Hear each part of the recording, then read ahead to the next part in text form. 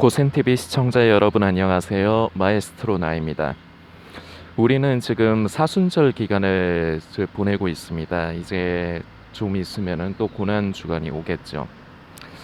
사실은 우리는 날마다 이런 절기를 맞이할 때뿐만 아니라 우리는 늘 나를 위해 죄와 허물로 이미 죽은 저와 여러분, 예수님께서 오시지 않았다면 저와 여러분은 결국은 태어나서 생명을 얻었지만 한편으로 결국은 끝이 정해져 있습니다. 심판이 정해져 있습니다. 그러나 우리를 불쌍히 여기시는 우리 아버지의 마음, 그 아버지의 뜻을 이루기 위해서 이 땅에 오신 예수님, 저와 여러분을 위해 십자가의 그 고통을 감당하시고 그리고 죽으시고 죽으심으로 끝나는 것이 아니라 사흘 만에 부활하셔서 우리의 산 소망이 되시고 그리고 또한 우리의 처소를 예비하시기 위해서 아버지께로 다시 돌아가셨지만 언젠가 다시 오실 예수님, 우리를 위해서 우리를 데리러 다시 오실 신랑 되신 예수님, 우리는 사실 날마다 삶 가운데서 이 예수님을 기억하고 사모하고 추억하고 그래야 되는데 우리의 삶이 바쁘다 보니까 그게 참 쉽지가 않은 것 같습니다.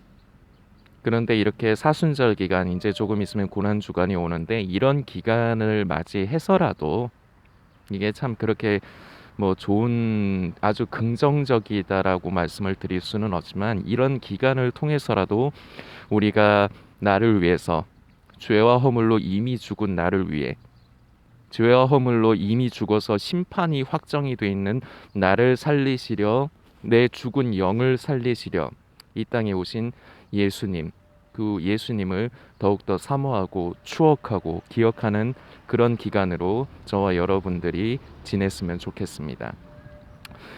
여러분들께서 많이 아시는 그 변화산 사건에서 예수님은 모세와 엘리야와 함께 이제 장차 예수님께서 십자가에서 별세하실 일에 대해서 이제 얘기를 나눕니다. 근데 이제 사복음서의 다른 부분에는 그냥 모세와 엘리야와 말씀을 나누었다고 이렇게만 나와 있는데 누가복음에 보면은 그 장차 별세하실 일에 대해서 이렇게까지가 기록이 돼 있어요. 근데 이 사건 이후가 이제 예수님에게 있어서는 굉장히 심적으로 힘드신 기간이었을 거라 저는 생각이 됩니다. 예수님께서 하나님 당신 자신이면서 하나님의 아들이시지만 또한 사람의 몸을 입고 오셨거든요. 마치 사형 선고를 받고 기다리는 사람의 그 심정과 같습니다. 제가 옛날에 있었던 일인데 제가 옛날에 배달 일을 하다가 사고가 나서 병원에 입원했을 때 같은 병실에 입원해 있던 어떤 형님, 뭐 친하게 지내지는 않았습니다. 성격이 안 맞아가지고 그냥 좋게 그렇게는 지냈는데 별로 그렇게 말을 섞거나 그러진 않았는데 둘 다 퇴원을 하고 몇 달 있다가 동네에서 마주쳤어요.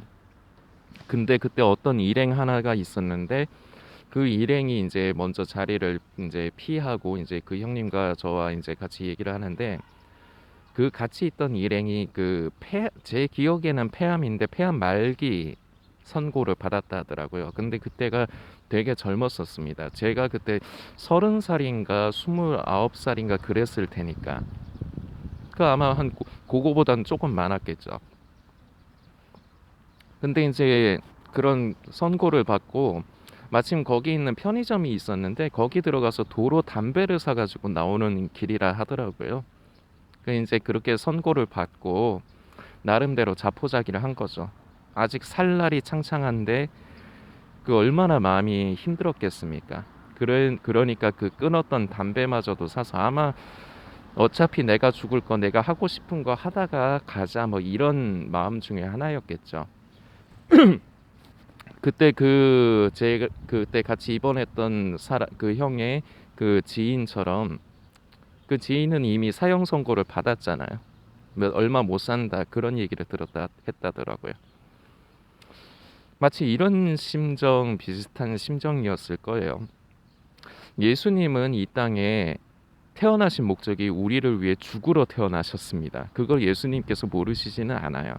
그렇지만 또한 사람이신 예수님께서 모세와 엘리야와 변화산에서의 그 장차 별세될 일에 대해서 이렇게 말씀을 나누셨을 때 알고 계시지만 그 순간 이후부터가 예수님에게는 심적으로 굉장히 더 괴로운 순간이었을 거라 생각합니다. 그러나 예수님은 끝까지 그동안에처럼 사람들에게 희망이 되시고 복음을 전하심으로 인해서 희망이 되시고 그리고 병을 고치시고 제자들과 여전히 마찬가지로 생활을 하십니다. 그 가운데서도 예수님의 한편의 마음은 이제 사형 선고를 받아놨듯이 결국은 하루가 지날수록 결국 예수님께서 그 십자가의 죽음의 날이 가까워지는 거니까요. 그런데 참 많이 힘든 가운데서 예수님의 마음을 시원하게 해드리고 위로를 해드리는 사건이 하나가 있습니다. 오늘 말씀을 좀 우리가 볼 텐데요. 마태복음 26장입니다. 마태복음 26장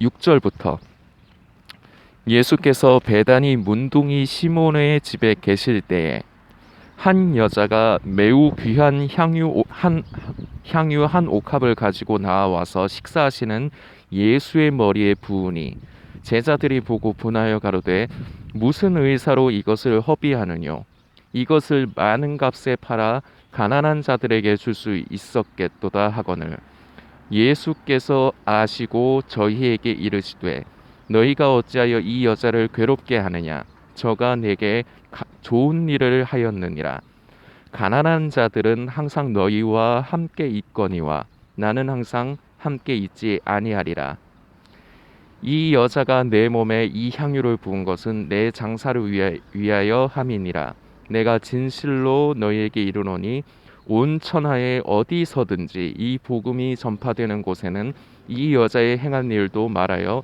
저를 기념하리라 하시니라. 아멘. 13절까지.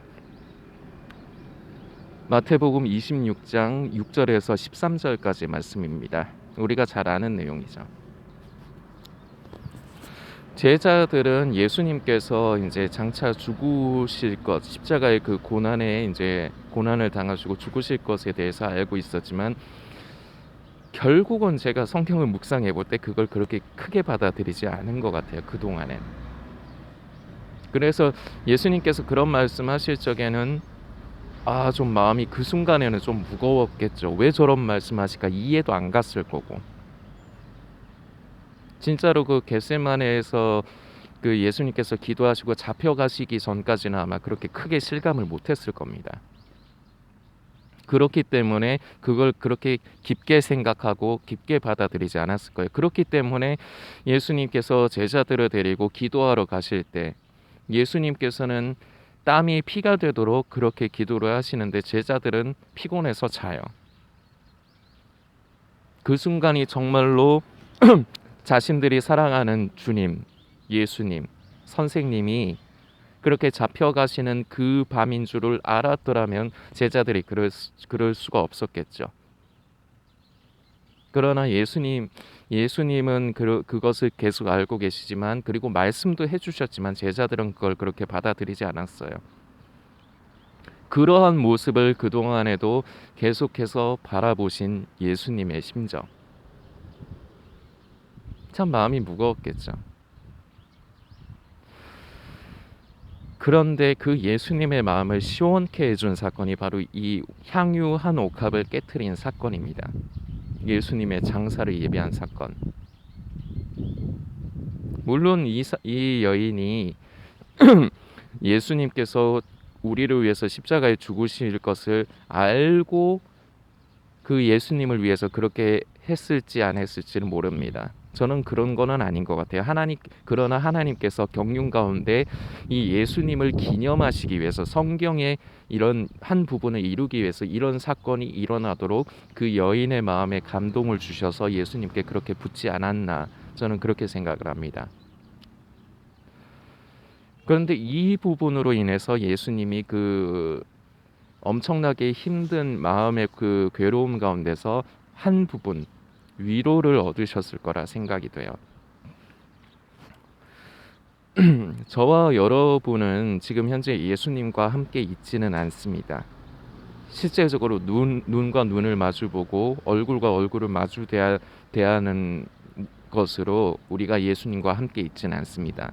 그러나 지금도 예수님께서는 당신의 성령으로 우리와 함께하고 계십니다. 그리고 아버지의 그 경륜의 때가 되면은 분명히 우리를 위해서 다시 이 세상에 다시 오실 것입니다. 여러분과 저는 예수님을 기억을 하면서 예수님의 마음을 시원케 해드리는 그러한 사람입니까? 아니면은 이 순간에도 보면은 한 제자들은 그걸 왜 그렇게 쓸데없이 허비를 하냐? 그걸 팔아서 가난한 사람들에게 줘야지. 그런데 뭐 이건 전에도 다루었고 오늘의 뭐 내용과 그렇게 연관시키고 싶진 않지만 이 제자들 뭐 따로 얘기할 것도 없어요. 가룟 유다. 그리고 뭐 그때 당시 가룟 유다랑 조금 저 짝짝꿍이 맞는 사람이 한둘이 있었을 수도 있겠죠. 제자들이라고 이렇게 복수로 얘기를 하니까 이 사람들은 이 와중에서도 그런 소리를 합니다. 사실은 속에 그게 아까운 거죠. 그걸 팔아갖고 가난한 사람들에게 다 주는 게 아니라 그 중에서 일부러 자기가 삥땅을 쳐먹고 싶은 건데 예수님께서 잡혀 이제 십자가의 그 고통을 당하시기 직전에도 이런 모습을 보이는 겁니다. 저와 여러분들은 이 여인과 같은 사람입니까? 아니면 가룟 유다와 같은 이런 사람입니까? 예수님의 마음에 위로를 드리는 사람입니까? 아니면 예수님을 근심케 하는 사람입니까? 다시 말씀드리지만 예수님은 지금 현재는 얼굴과 얼굴을 마주하는 부분으로는 우리와 함께하지 않으십니다. 그러나 저와 여러분들은 삶을 살아가면서 나를 위해서 그 십자가의 모진 고통과 고난을 당하신 예수님을 기억하고 사모하며 그 예수님을 말로만 사랑한다고만 하고 결국은 예수님을 근심케 하면서 살아가진 않습니까? 그리고 또 말로는 지금이 마지막 때다 얘기하면서 그리고 지금이 마지막 때임을 인식하면서 시대의 징조와 흐름을 살피면서 지금이 무슨 일이 일어나고 있으며 앞으로 무슨 일이 일어날 것이다. 이런 거는 자꾸 관심을 갖는데 정작 나를 위해서 그 십자가의 고통을 당하신 예수님에 대해서는 우리가 얼마나 사모하고 기억을 하고 있습니까? 그리고 우리는 삶을 살아가면서 예수님을 기쁘시게 하기보다는 나의 기쁨을 위해서 살아가는 경우가 더 많습니다.